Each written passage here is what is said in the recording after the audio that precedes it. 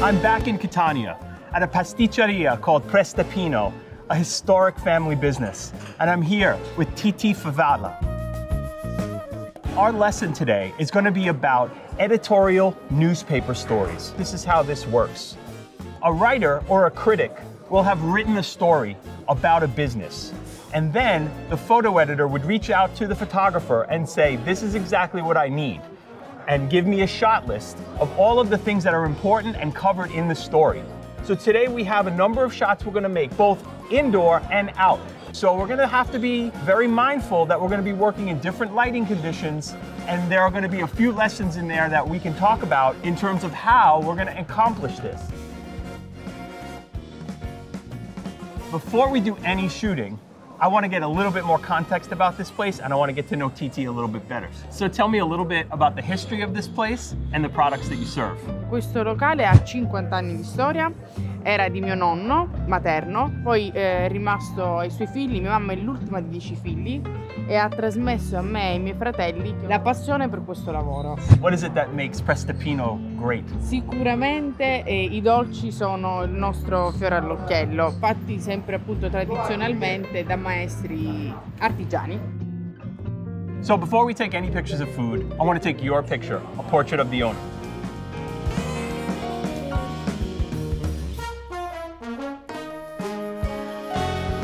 What I want you to do is I want you to be in this space. So I created this space for you because I want you to be with your sign, with your food, and I'm going to direct you as we go, okay? So take your spot. You can put your hand on the table, you can lean, whatever you feel comfortable doing, and that's where we're going to be, okay? Okay. I'm going to step back here.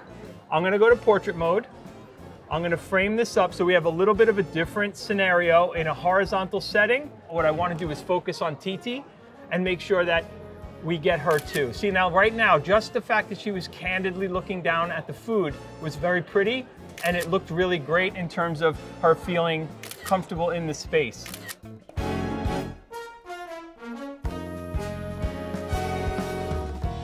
Now we're just gonna get a pretty headshot, come in a little bit closer, little high angle. Now a higher angle when you're shooting portraits always works better for people. It's why people take selfies like this, right?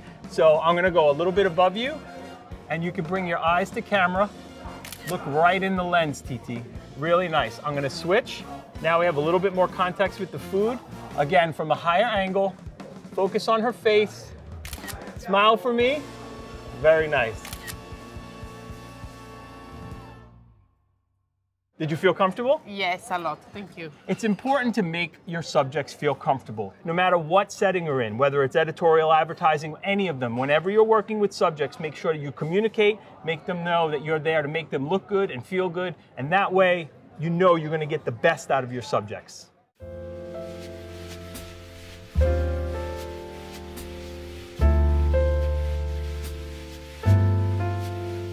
So I have another opportunity here at Prestapino to work with Paolino, who's one of the waiters here. I want to do a portrait mode lesson with you, and I want to take his picture with him in the foreground and that plaza in the background. And what I could do is de-emphasize and show you exactly how f-stop works in this scenario, because I have all this beautiful depth of field here. So let me frame him up and show you in regular photo mode. We're going to take this shot in regular photo mode first. There it is. Now for context, I want to go to portrait mode, and I want to show you with the f-stop button, which is in the upper right corner. I'm going to tap that. What you can already see is that the background falls out of focus a little bit. Let me show you exactly how extreme this can get. If I drop this all the way down to 1.4, you can even see that around the edges of Paolo's face starts to get really de-emphasized and really soft. I don't want that, but I also want to show you the opposite. If I go all the way to the extreme here, F16, everything's in focus and it starts to look like standard photo mode again. So I want to get right back down into that 2.8, which I like a lot, and maybe even push it slightly to 2.5. He's being very patient. He's being a really good subject. Come to me, look right in the lens, and then smile. Give me a big smile. Come on, you know you got the big smile. There it is. He smiles with his face. He smiles with his eyes. He's an all-around smiler. He's doing a great job. Thank you so much. You helped our lesson. Excellent job. So we can wrap that on portrait mode by saying, understanding that there's a couple of factors that are important. the subject in the foreground, but also having a tremendous amount of depth in this particular scenario has helped us create depth of field with our shot. And man, did that really make a difference with the portrait.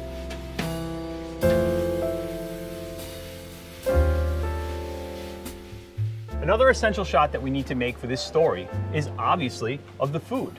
So what I want to do now is I want to make some beautiful hero images of as many of these as I can that we can include in our package for the editor. So today's light is a little bit flat. So I need to kind of have some modifiers around that I can use to kind of redirect the light a little bit.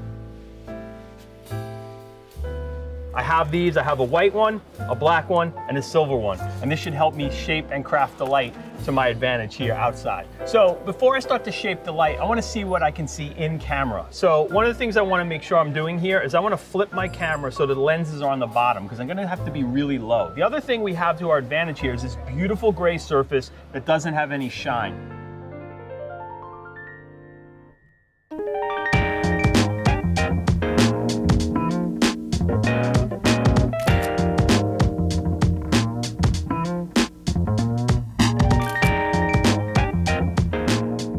Normally I would not photograph with this paper on here, but I want to make the distinction. We are in an editorial setting.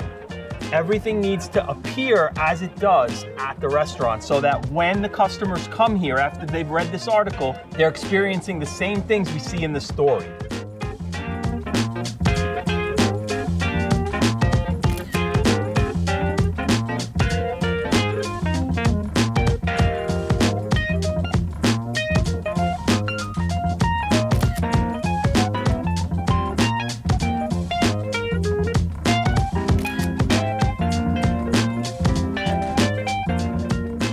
The most complicated part of these 4 dishes that I'm working with is this almond cake because I really need to have a lot more space. So I want to kind of set this up in the middle.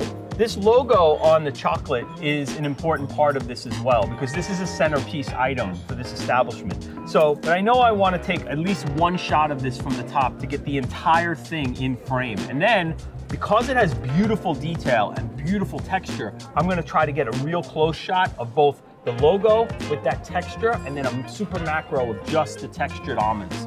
So first is that overhead shot. I'm gonna shoot it in a horizontal orientation and I wanna make sure that the scalloping on the gold plate in which this sits on is even and equal around the entire frame. So right there seems to be about right.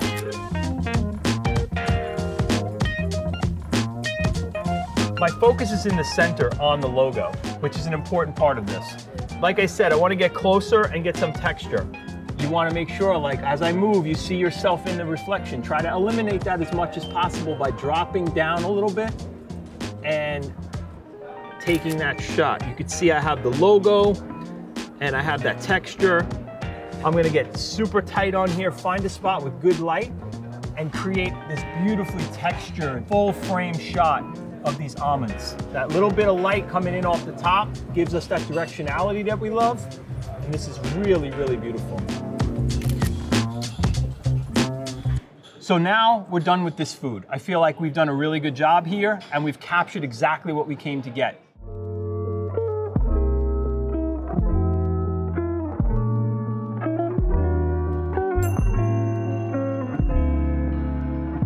Another key feature of Prestipino is that they have this fantastic coffee bar. It's something that's going to be covered in the story, so it's on my shot list. So what I want to do is work with the baristas here and make a shot of coffee. Something iconic for this place, but also iconic for Italy in general, is that coffee bars are so much a part of the culture. I have this cappuccino all set up. My frame is ready. What's gonna happen is I'm framing so I can get context for the coffee bar. I have the espresso machines in the background and I have Alfio who's going to help me. And what I want him to do is bring in a little plate of cookies and lay it right into my frame. And what I wanna do is I wanna capture that action in the context of both the coffee and the coffee bar. Ready? And go. So 1, 2, 3, 4, 5.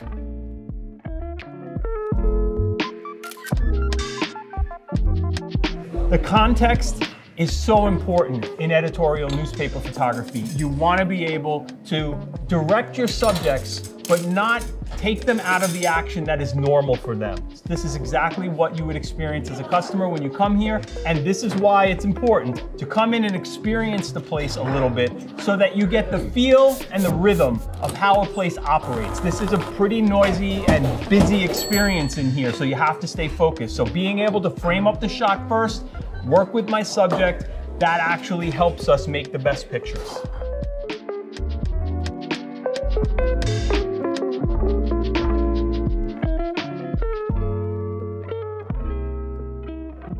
Another crucial piece to this story is the fact that we have a pastry chef in-house who is going to be making these things for the cameras. So what I want to do is first address the idea of, in a situation like this, particularly in editorial photography, we do not have the option to light this room differently. We have to work with what we have. We have lighting from different angles, we have lighting that's different colors.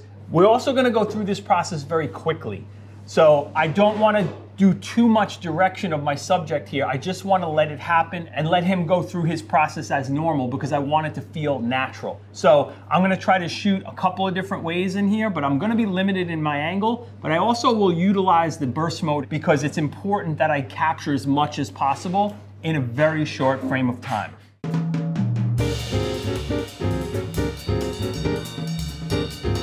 I want to introduce Chef Marco Santangelo to come, and he's going to make some cannoli for us and some little tarts. They're all going to be very beautiful. So Chef Marco, please join me. Hi. Please, do it how you do it.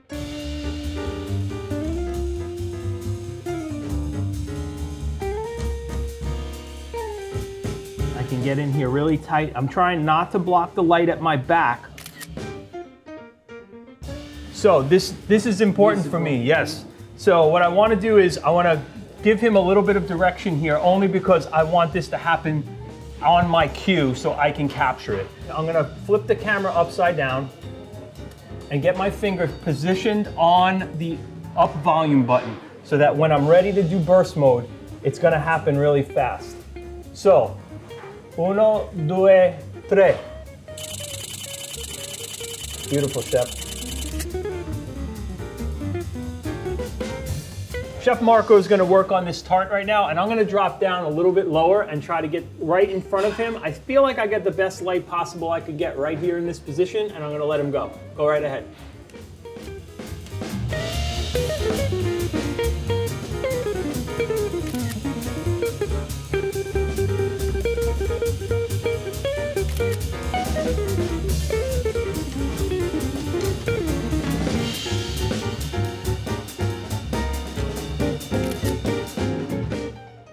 Beautiful. That's a great process shot, and I feel like I have it. So that's really important in that we have the context of this kitchen.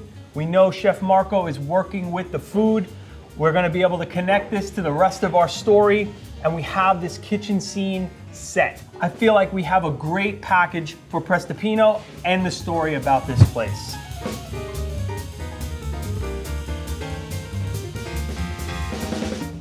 So that's a wrap on our editorial newspaper photography lesson.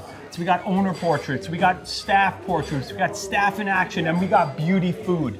Unbelievable, we got everything we needed. And I hope you take away all of these lessons for any time you want to make food photography in an establishment.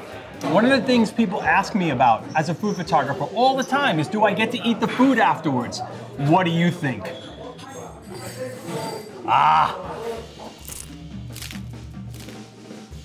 This video is a free preview of the iPhone Food Photography online course. In this course, you'll discover everything you need to know to start your new adventure as a food photographer. We will go over the foundations of food photography and how to use them in a variety of applications, from advertising to stock photography. We will meet incredible people, and with them, we'll explore Sicilian food, traditions, and much, much more.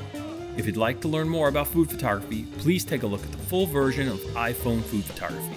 You'll find the link in the description right next to this video. So join the movement by clicking on that link right now, and I'll see you inside the full version of the course.